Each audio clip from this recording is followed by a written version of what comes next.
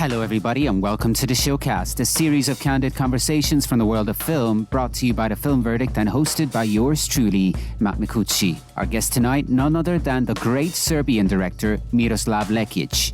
He's here to talk about his latest work, Russian Consul, Serbia's official submission for the 2025 Oscars. Now, this isn't just any film. It's a journey back to the 1970s, a time of deep political unrest, where we follow a Serbian doctor sent to a hospital in Kosovo after a tragic incident in Belgrade. There, he encounters a former history professor who, well, let's just say, believes he's a representative of Imperial Russia. Sounds intriguing, doesn't it? But beneath this compelling narrative lies something deeper. Russian Consul is more than a historical drama. It's an exploration of human dignity, of standing tall in the face of oppression, and yes, a powerful anti-war statement. Tonight, Miroslav Lekic will take us behind the scene, delving into the film's dense historical context and how it traces the origins of tensions between Serbia and Albania, tensions that still resonate today.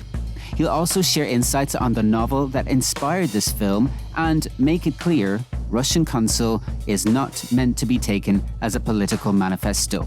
And in a heartfelt tribute, we'll hear about his longtime collaborator, the great actor Zarko Lausevic, whose final performance in Russian Consul is both haunting and unforgettable. But this conversation isn't just about the film. We'll get personal. What ignited Lekic's passion for cinema? When did he realize he was destined to become a director? And in an era dominated by digital screens and fleeting trends, does he still believe in the power of cinema?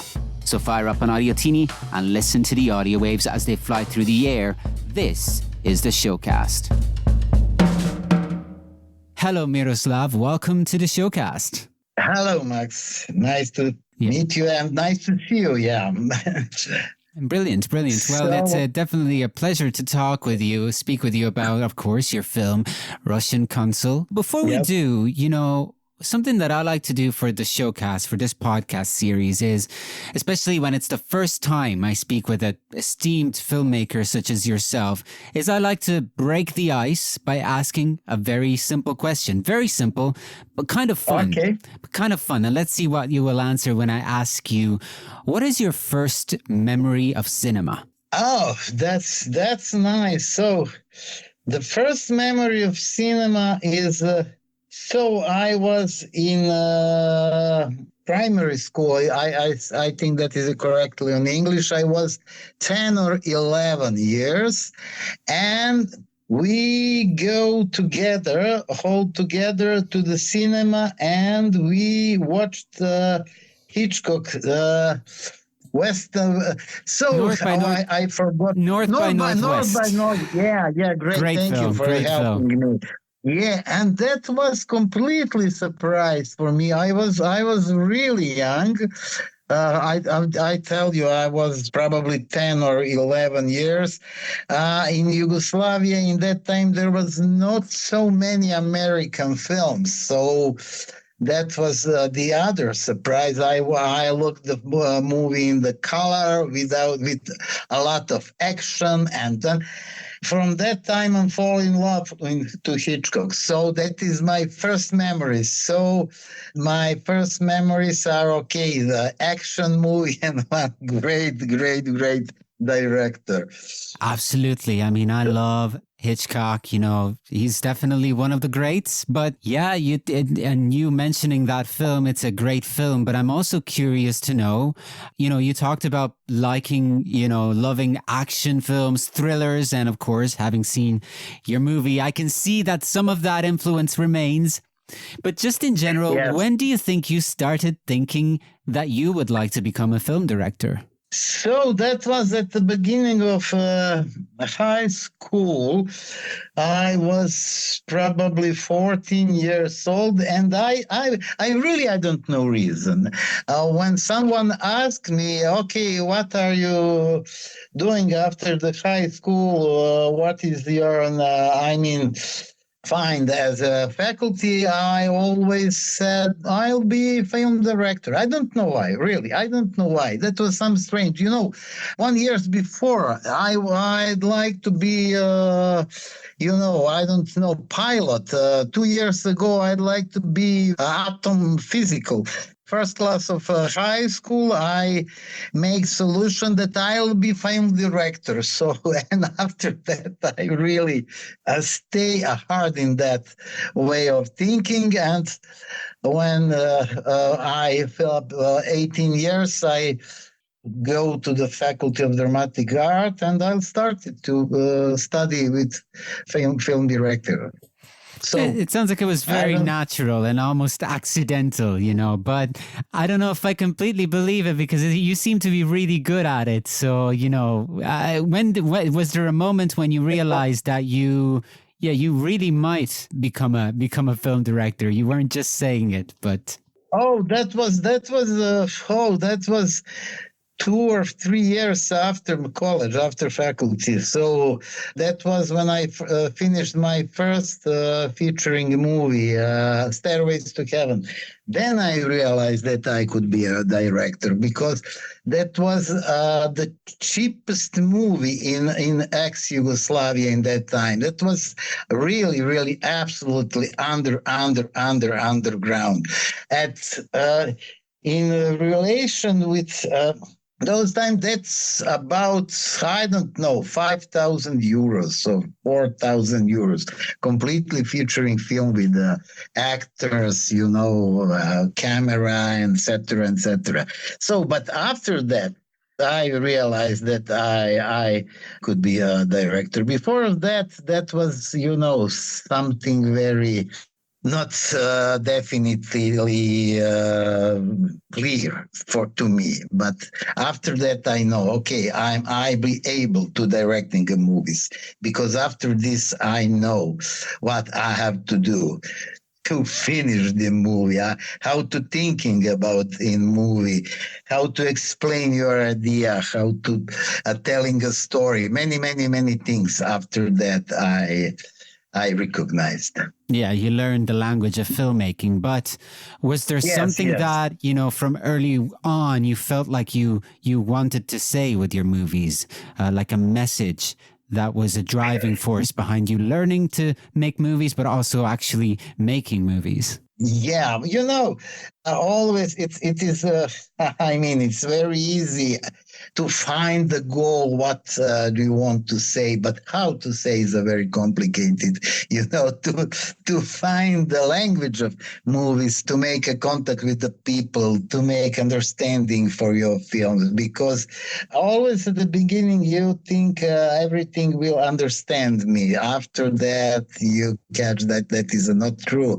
You have to learn how to explain to people what you are thinking in your movie. That's right. Well, jumping ahead to present times, and the story of Russian Consul is pretty exciting. And I'd like to know, first of all, though, how it is that you came about, because I believe the film comes from a novel originally. Is that right? Yes, that's the novel who wrote by Vuk Draskovic. So I think I'll have to tell some things about Vuk Draskovic because he is a very interesting person. I don't know, do you know anything about him? Because at the beginnings of 80s, he was a dissident in communist Yugoslavia. And then after the beginnings of 90s, he found opposition party, Serbian resistance movement, and he became a great threat for the regime of Slobodan Milosevic. He tried to kill him twice. The first time, 4 people from Vuk Draskovic surrounding die in a staged traffic accident. And the second time, an assassin shot him in his house in Budva.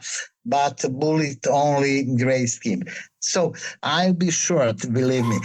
But this is all fascinating so far, believe me. Yeah, it is really fascinating. No, after the regime changed in October 2000, Vuk Draskovic became a Minister of Foreign Affairs in Yugoslavia, then after that in Serbia. And in 2010, he stopped engaging in politics and devoted himself entirely to writing. So he really has an interesting biography. My biography is not so interesting as him. And maybe what is interesting also, at the beginning of his political career, Vuk Draskovic was declared as a Serbian nationalist. But after 2000, he was characterized as strongly pro-Western because he advocated Serbia's entry to United Europe and the NATO. So that was, he was on the completely different sides during 20 years of his political activity. So this is my second adaptation of novels of Vuk Draskovic. The first one was Dagger. I made that at the 1989. And The Dagger was also a very successful film. Serbian Kinotech put it on the 100 the most important Serbian films in the 20th century. So the Russian Consul is my second adaptation of Vuk Draskovic novel. So that's the short story. So I can explain you. Yeah. I mean, there's so much this is a novel that is rich, dense with cultural meaning, as well as, of course, the story itself, which is really fascinating too. So, and what did you feel like you were inspired by? So the problem between the Serbian and Albanians has a long history, and I'd like to make a film who will explain one part of that relations, and the part which happened 45 years ago. Because at that moment, the confrontations between Albanians and Serbs did not reach the level they are today, but a certain kind of tension was becoming. So, thanks above all to the Serbian communists who, for their ideological reason, rigidly defend the idea of brotherhood and unity, and that was a very popular idea in communist Yugoslavia. They turn-eyed, blind-eyed to some obvious cases of violence against the Serbs in Kosovo. So the Albanian nationalism is getting a wind at its back and spreading its influence more and more, causing, of course, even stronger Serbian nationalism. And this leads to the situation in which we are living now. I mean, what is a very important thing for this movie? We would like to make some bridges between those two nations, not because we are thinking they are able to live together. I mean, now situation is not so good, but I think there is a lot of things which making a possibility to living together with each other. I don't know. Am I maybe a little bit confused because this is a very heavy topic to explain, but I hope so. Yeah, I mean, like I said, I mentioned it. Obviously, this is a film that is very dense with historical and cultural context, because although it takes place in the 70s, now correct me if I'm wrong. Yeah. This is a history that's been tumultuous. There's been a lot of trouble, over the years, and now that trouble, some of it is coming back, right? I mean, things are not things are getting a little heavy, but maybe so it sounds like with your film, you hope that it will have a resonance for today as well. Yeah. And so the other side of the film is that It's also got a narrative that is very gripping. You talked about Hitchcock before, and this film has got a conspiracy, there's mystery, there's drama, there's everything. So is it difficult, or do you like balancing the two together, the heavy message with the, I want to use the word entertaining, but the more narrative element of the movie? Yeah, I think that is a very important to have a clean, let's say, message, because I think at the first you have to make a connection with the audience on the emotional level, and then after that on the some kind of intellectual level. So this is the message of this film is okay, let's try to live together. And I hope so.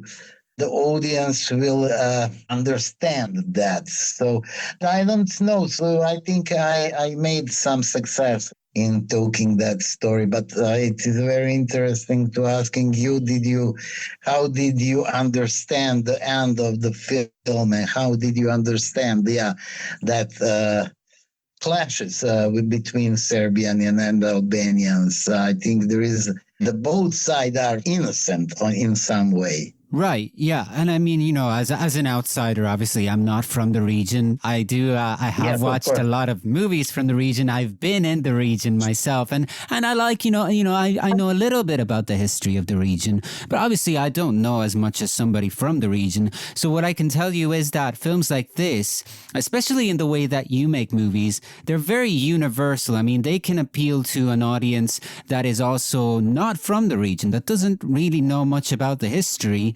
Because it's also, I don't want to use the word in a negative sense, but they're also fun to watch. There's a thriller element, there's a drama element, and there's this really interesting dynamic between the two lead characters that is very, very gripping, So let's talk about that a little bit. Let's talk about that dynamic between the characters, and let's discuss your work with the actors, because one thing that I wanted to also mention is that this is a fitting tribute to Zarko Lausevic, who is one of the actors in the film, and unfortunately he passed away. And this, I believe, might be his final performance on film. So I want to ask you a little bit about working. He, of course, plays the history professor in this movie. So I wanted to ask you a little bit about working with him, but also just working with the actors to create this dynamic for the story of the film. Okay, at the first, let me tell you something about the actor generally. So I think it's important to point out that the three actors who are playing in a movie are Albanian, and they're playing really, let's say, major roles in this film. Two of them live in Kosovo, and one in North Macedonia.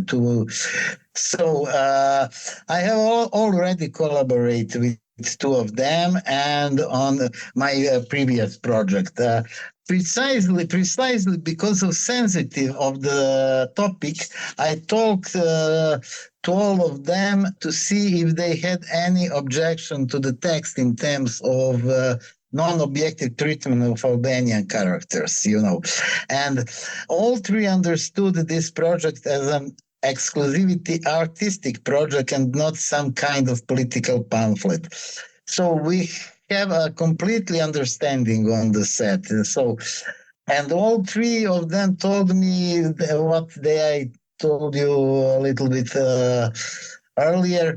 They experienced the film as kind of building bridges between Serbs and Albanians. And so I'm glad that you asked me about Zarko Lausevic. Yes, that was the last role in his life. We were very good friends. We know each other more than 40 years. I was working with him in 3 my movies and 2 TV serials. It was difficult to work, with Zarko, because he was already ill. He was very seriously ill, but he did his best on the set. It was simply 2 different people. Zarko Lausevic, the actor on the set, who works with the full energy, and that is really hard to imagine how strong he was on the set. And Zarko Lausevic, he's in motorhome, completely exhausted by the illness and the therapies he went to. So the film dedicates to him his courage and persistence and great acting talent. Absolutely, he brings a real coating of realism to the role that just shows his talent and his strength, as you said. Okay, so I also want to know, earlier we talked a little bit about learning that filmmaking style. So I want to know how much of that was important to you when making this film. How important it was to create the right tension, the right atmosphere, talking about things like cinematography and sound design, because to me, they contribute greatly to just the overall power of this movie. Oh, yeah. I think it's very important. So maybe the most important part in creation of that whole picture as my director of photography, and I'm sorry that he's not with us at this moment, because he would explain to you visually the identity of film better than me, believe me. So, I don't know, I can just tell you that we tried to make imagine in the film that film inspired by the film of 70s. The scenography and costumes in our film, I think, are very, very good, because all objects that you see in the film are making in the studio. And that was, really complicated, but I think we do a very good job. And then there's the fact that the setting of the movie itself, the hospital, very, very powerful, to set a film in this type of location. Hospital is outside the building. A hospital is CGI completely, and the inside the interiors of hospital is combination of CGI and realistic objects. Right, yes, all these things come into play, of course. So, Miroslav, I thank you very much for joining us and talking about this film, Russian Consul. Zoom is going to cut us off very soon. I wanted to end our conversation by returning to something that you said earlier, that you're not really trying to make a political manifesto. I think that you put it like that. Yes, but still, that was my political pamphlet. Yeah, but cinema is a very powerful tool for communicating messages, and this is something that we've already discussed over this podcast. But I want to, ask you something. Do you feel that cinema nowadays still remains a very powerful art form, considering, that all of the modern things that have happened, all of the technological advancements? Do you feel cinema remains very important? Yeah, that's true. It's very important, but there are some prejudices. I know, we have some problems with the title Russian Consul. That was after the war in Ukraine. Russian was not so popular, and we can't explain the people. That is not a topic of our team.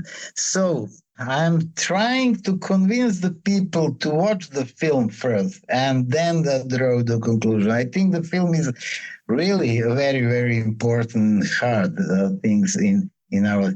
And but the most important thing is that for me, this situation, just to look the film and after that make a conclusion.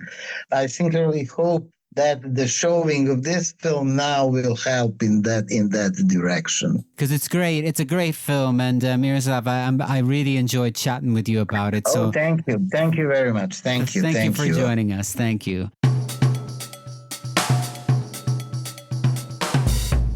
And that wraps up this edition of the Showcast, our series of candid conversations from the world of film. If you enjoyed this episode, check out more of our audio-based content. Follow TFV Network on your favorite podcast platform to never miss an episode, or visit us anytime at filmverdictnetwork.com. Till the next time, from The Film Verdict, this is Matt Micucci signing off. See you soon.